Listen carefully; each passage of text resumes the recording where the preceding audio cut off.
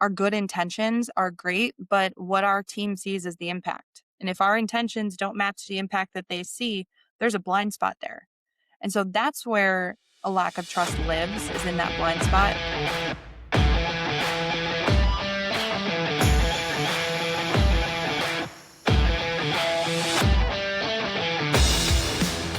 Welcome back to the Frontline Leadership Podcast, where we help organizations strengthen and empower the leaders their operations depend on. I'm your host, Craig Coyle, former Apache helicopter pilot, aerospace leader, and founder of Operation Lead. Last week, we walked through Patrick Lencioni's 5 Dysfunctions of a Team. We discussed how everything we've worked through together on this show fits cleanly into this model born from Lencioni's corporate experiences, and how most organizations are unknowingly attacking the wrong layer of the pyramid, pushing on results and accountability at the top, while the foundational layers of trust, conflict, and commitment at the bottom are still broken. The diagnosis is useful, but a diagnosis without a path forward is just a more articulate version of being stuck. So my guest today is a certified facilitator of the 5 behaviors of a cohesive team, which is Lencioni's own facilitation model for actually rebuilding what the 5 dysfunctions identified. She's also a certified working genius practitioner, and she spent years helping leaders and teams move from knowing what's wrong to building something that works. Her name is Desiree Petrich. She's the founder of Intentional Action, and she did not arrive at this work through a textbook. She's lived it. Desiree, welcome to the Frontline Leadership Podcast. Thanks for having me, Craig. Absolutely. Yeah, this has certainly been a long time coming. We connected, probably over a year ago at least, as you were kind of becoming well known in your local area as a leadership speaker and consultant. I was getting started in my business, so I knew it would only be time until I had to reach out and ask you to come on my show as well. So it's such a full circle moment to have you on. And what's exciting for me is we kind of just reached the point in this show where last episode, we explored some of the ideas that Patrick Lencioni brings to light through his book, The 5 Dysfunctions of a Team. And I know you've got a lot of experience with not just that book, but how to use that book to then take teams, organizations, and leaders to the next level. But before we get into that, I would love to start with how you even came into this type of work, because in a way, we both have kind of a similar entry into the leadership space. So if you don't mind, would you mind sharing a little bit about your story into leadership and into what you're doing right now for our listeners? Yeah, I'm going to try and keep it super short because there's a lot of bits and pieces, but I went to school for business management. It was kind of the one thing where I was like, I don't have to decide what I'm going to do. I can just pick and choose later. And at the age of 24, got my first management job at a dementia facility. Had never led before, had no idea how to manage people. I was a very seemingly confident person. I was like, yep, I can do this. I've been in healthcare for a long time. I know what I'm doing. Quickly realized that managing people is a whole nother beast in and of itself, and found that I was actually really struggling to build connections, to find trust with my team, to keep them engaged in the way that I wanted to, not to mention the whole pandemic of it all, where, all of a sudden hope was lost for everything and we had no light at the end of the tunnel. So my leadership development journey for myself began through realizing that it wasn't going to change if I didn't do something about it. Started picking up personal development books. I'll tell you a secret. I actually picked them up in an effort to try and lose weight. Like, I picked up a book by John Good for you. Acuff in an effort to motivate myself to work out on a consistent basis. But what I wasn't expecting was the fact that those books led me into self-development, leadership development. And it was only a matter of time until I was like, hey, if I can use these to better myself, I wonder if I could use these to better my team. And it all kind of spiraled from there. But I didn't get into the leadership development of actually going in with other people until about 2.5 years after I started at a chamber of commerce, and I got to see the behind the scenes of all of the companies that were really struggling with their employees, turnover, retention problems. They were struggling with leaders who weren't leading well. And so it was kind of a means to an end of, I want to get into these companies and try and help from, inside the circle and not from the sidelines of having watched it for so long. Long story short, but there it is.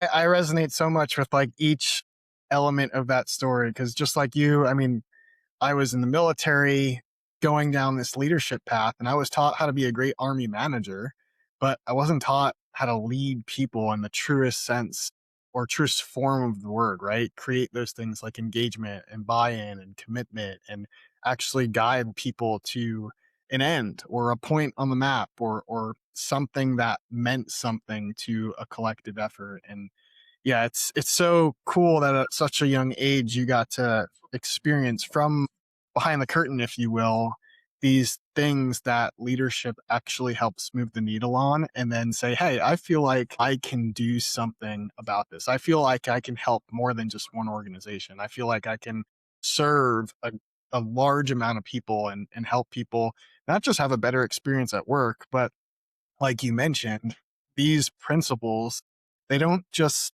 stay segmented into our professional lives. They make you a better husband or a better wife or a better father or mother, a better brother, sister. They just make your quality of life better when you choose to live by them, however you tend to manifest them and what matters to you in life. So I guess the best I think way to then segue into what most of our conversation is going to be about is how did you stumble on Lencioni's work and why did it connect with you so much as a avenue for you to help make and have that impact in the organizations that you've been working with?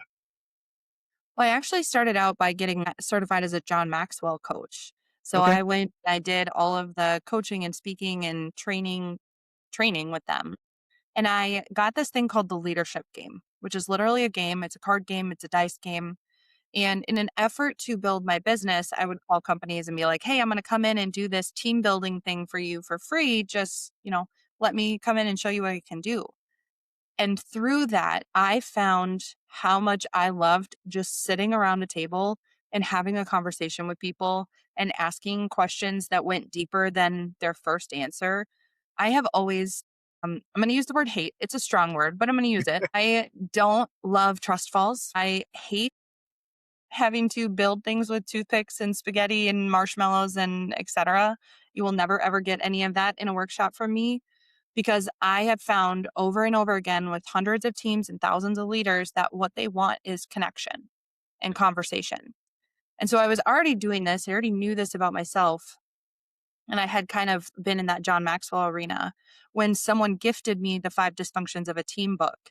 And I don't know if it was because it's written as a fable, so it's super easy to read, or if I just resonated with everything he was saying, because I'm like, yep, I do that. I do that. I believe that. I didn't know why I believed it, but here it is, on paper. And so I think a lot of it was just my desire and my belief that what we need to build trust on teams is truly just transparency, honesty, and all of the things that come with the five dysfunctions. So Yeah, that's why I got certified. that's amazing. And I think you mentioned the trust falls and toothpicks and stuff.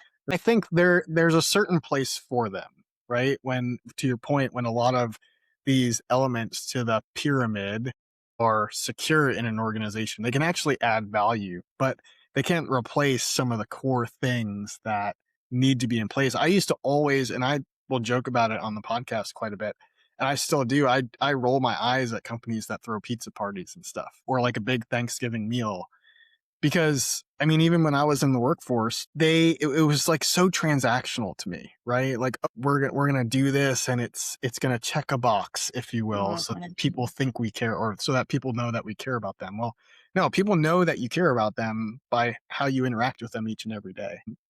So I guess that's a good transition into, if we're looking at the five dysfunctions, it gives us, it's a tool for awareness at the end of the day, right? It gives us the opportunity to say, okay, where do I need to focus on? Or maybe what is an area that I could improve my organization to ultimately help improve performance? Because that's what, as leaders, we're responsible for. When you're working with a team, or if in the teams that you've worked with in the past, which area of the pyramid do you typically see needs the most work? And how do you go about starting to help them build a path forward?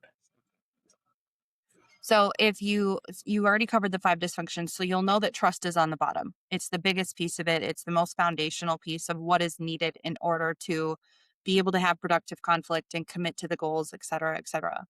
And I have found that trust is the number one piece missing, to the point where I'm literally building out a keynote specifically zooming in on trust, because so many companies are like, well, we can't hold our team members accountable, or they're not committed to the company. They're only committed to themselves, or they're having conflict, but it's negative and it's grudges and it's, fighting and all these things. And I'm like, if we can spend time building trust, the rest of it just kind of naturally comes. You don't Yeah. have to try so hard to do the rest of the pieces if you can build that trust, which translates to psychological safety and all the different pieces of the puzzle. So that's where I think the most time is needed to be spent. But I think it's the piece that most companies would say, oh, that's fluffy. We don't need that. We just need to be able to hold them accountable and engage in conflict in a productive way, but they don't understand that how in that is to build trust. Yeah. So, can you walk us through how you might help a team, one, identify like why trust is so critical and it's not just fluff, but then two, like how do you go about building that trust in an organization, whether it's a frontline leader themselves or a senior leader that needs to figure out, okay, how do I scale this across a cohort of frontline leaders? Typically, when I work with an intact team, so a smaller team of anywhere from 5 to 12 people, I'll send them a survey. And if we zoom in on the trust aspect of it, there are multiple questions like, how well are we doing at certain things? Are Mm. we, do we admit to our mistakes? Are we willing to ask for help? Do we hold grudges? Things like that. Then there's a question, and it's my favorite one. It's the most self diagnosing of them. And it's the one that hits leaders the hardest when they see it on paper is, out of these 8 things, what are the things that our team needs in order to build trust? And there's almost 2 sections of it. There's this, we're below the line on trust. Like, we're not even at neutral yet. And that's, we need to stop gossiping. We need to admit mistakes without fear. We need to let go of grudges. It's like, we're not even at a baseline of trust yet because all of these things are coming from a negative, like, we know that there is toxicity around this. Then there's the positive pieces of trust where it's like, okay, maybe we've hit neutral. Maybe a trust fall would be beneficial here, but we can always do more. And that's things like understand one another's working styles and spend more time together and understand each other's personal lives because we want to, not because we feel like we have to. And so the piece that I choose to dive in the most on that is the working styles, because that's the piece that I like to geek out on. Yeah, I mean, when I first started getting into kind of like your story, personal growth and leader development, I mean, I'm a product of arguably the world's premier leader development institution, and I didn't even know there were books out there. And it wasn't until someone handed me the book Mindset by Carol Dweck that my mind was like, "Oh, I know nothing about any of this stuff." Right? I have so much to learn.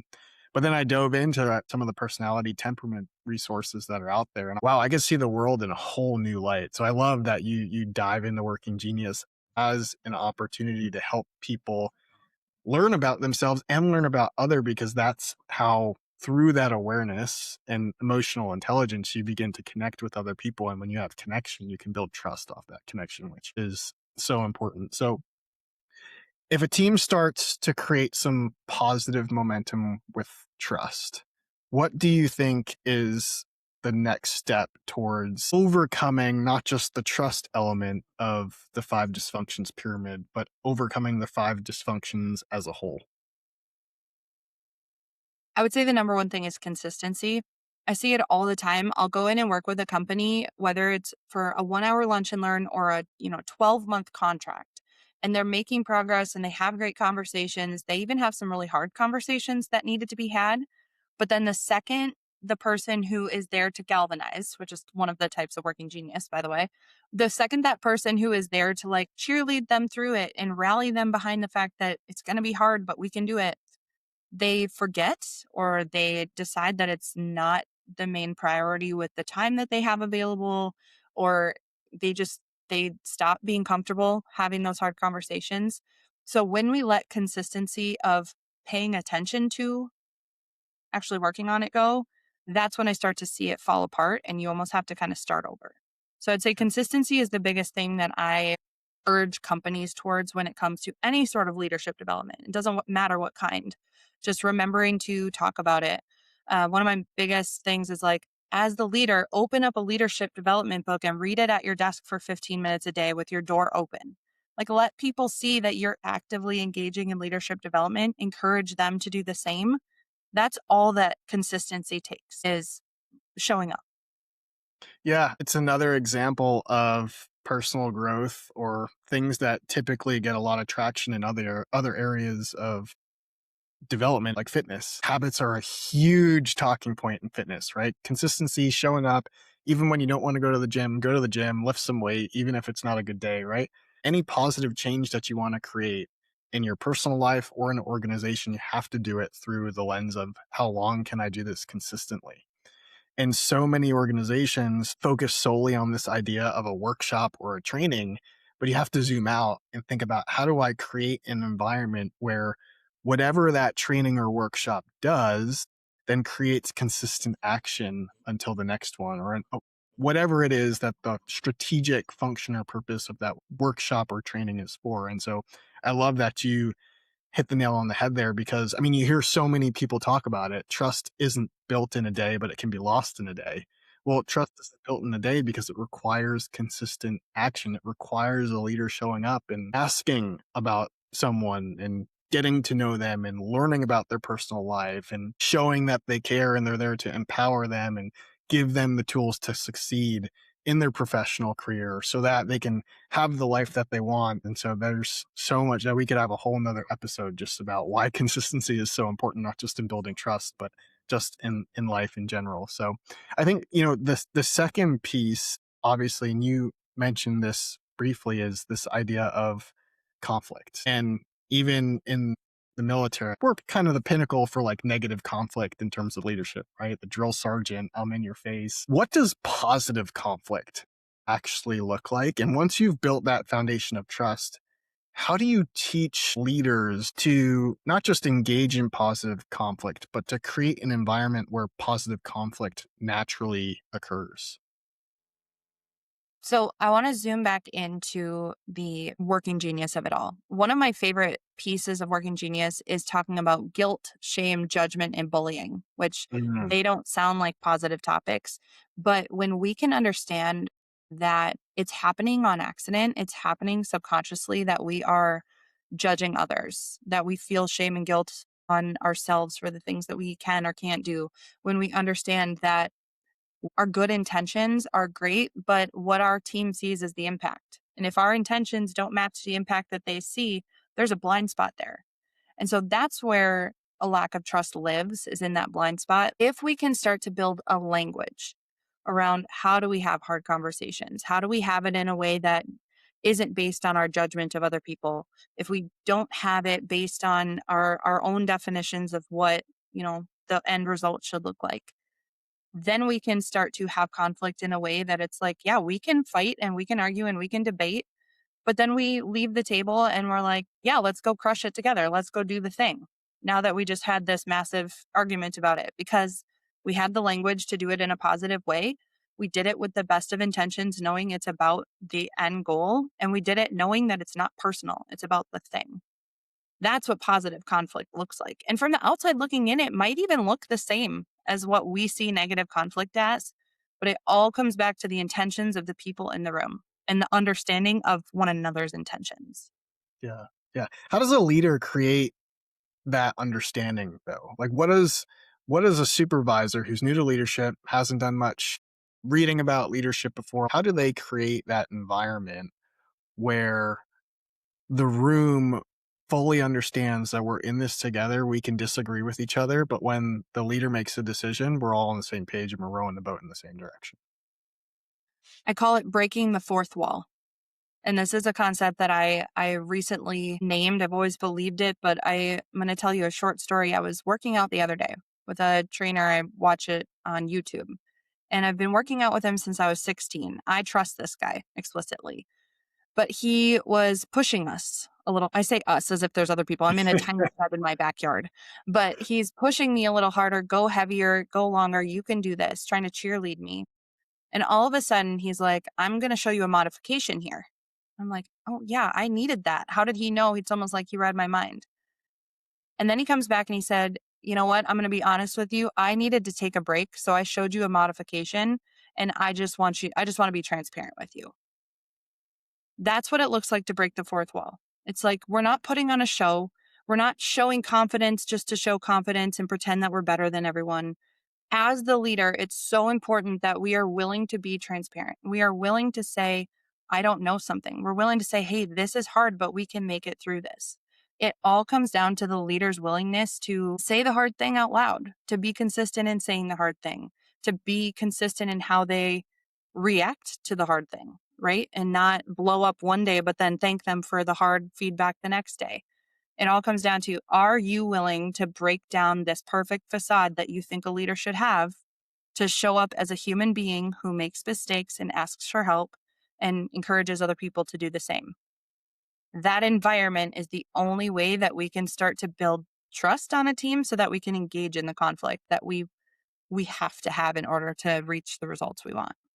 That's so good. And, I spent a lot of time on this podcast and different engagements talking about how important it is to audit the mindsets of individuals as they enter into leadership. I mean, we all come from different walks of life that have ingrained different worldviews into how we view everything that's happening to us and how we operate with the world around us. But, there are tried and true ways to view the world that align with really successful leadership endeavors, positive relationships, all these things. And, for me, the easiest example to share is I was stuck in a victim mindset for so much of my life. And when you enter into leadership, like a victim mindset as an individual contributor can actually, like, in a way, help you be really successful because from a negative affirmational perspective, it pushes you, it drives you, it pushes you towards that success. But once you become a leader and you have to rely on other people to contribute to help you create a team that performs, that can totally cut your legs out from underneath you. And that's kind of how I failed in my first leadership position. But that is exactly what I was hearing you say at the core of what you were just sharing is we have to understand when we come into a room how our worldview is influencing how we react and see everybody else that's there. One of the easiest ways to do that you see holding back so many leaders is just being so focused on succeeding as a leader in performance and looking good so they can achieve whatever next aspiration they might have. But as a leader, that fundamentally will undermine our ability to create trust because people will inherently see themselves as a means to an end for the leader. Yeah. Whereas when the leader can come in and realize that the best way to create the best collective performance for a team is to serve and empower and be present and do all these things to help each individual become the best version of themselves, that ultimately is what's going to create their performance. It sounds backwards, it's counterintuitive, but that's how it works. So I love that you shared that. Last question I have for you, Desiree, is through a lot of the resources that are available, publicly available for developing leaders, a lot of them are really, I like to say, they tend to be a little isolated in terms of, hey, if you're a leader, this is what you can do to become a better leader, to have better influence, to create a better team, have a better impact, all these things. When it comes to the five dysfunctions and how to move forward from the five dysfunctions, whether you're using the five behaviors, working genius, all the other great resources that are out there, how does a senior leader start to implement these things at scale so that it doesn't just impact one frontline leader? But I mean, most manufacturers, that's where most of our audience is. I mean, they've got a cohort of frontline leaders that's 50, 100 supervisors strong. How do you scale impact when you want to create trust or you want to create positive conflict in that way? You said it already. It's empowering the leaders to be a part of decisions, to feel safe enough to argue points, to put them in a place of being that advocate for the people that are under them. If we treat them like cogs in a machine, right, which can happen if the leader sees themselves as the almighty, then they start to become disinterested and lose engagement of well, if what I'm doing doesn't matter, why am I trying anyway?